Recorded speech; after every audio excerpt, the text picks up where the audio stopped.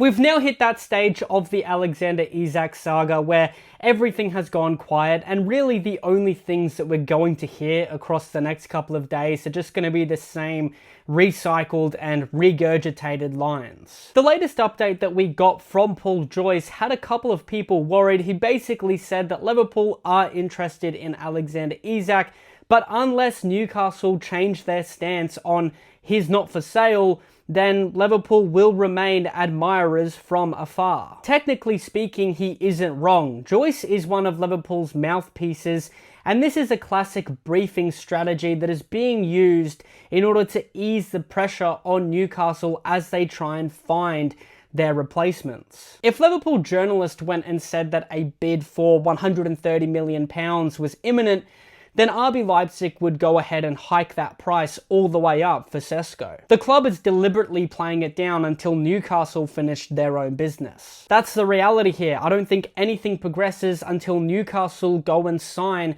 a striker or two. They don't want to look like they have 130 million to spend. Otherwise, other clubs are just going to raise their prices. What we do know is that Alexander Isak is 100% on board with Liverpool. Fabrizio Romano has confirmed it. We did see that Al Hilal have reportedly offered 600,000 a week, which is outrageous, but he's made it very clear he wants to win the Premier League, he wants to win the Champions League. Liverpool is the place to be. In the meantime, we're seeing that Bayern Munich are still trying to milk us, are still trying to get Luis Diaz for as cheap as possible. That's another thing that this deal hinges on. I've seen some people really questioning why. Why are we spending this amount of money on both Ekitike and Isak? And personally, I really don't see an issue. Ekitike can play across multiple different positions, and we also know about Alexander Isak's injury history, so there's going to be plenty of minutes for both players. For me personally, I don't understand why Isak is only making this noise now and why he wasn't pushing for the move earlier before we got Ekitike. This isn't for my sake or Liverpool's sake. This is for purely Alexander Isak's sake.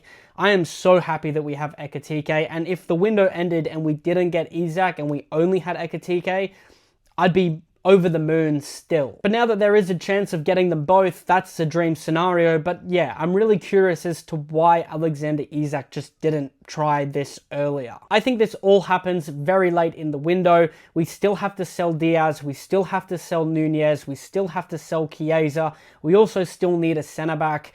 It's just going to be a waiting game. I think once Newcastle get a striker, that's the first domino. We're going to see it really progress really quickly.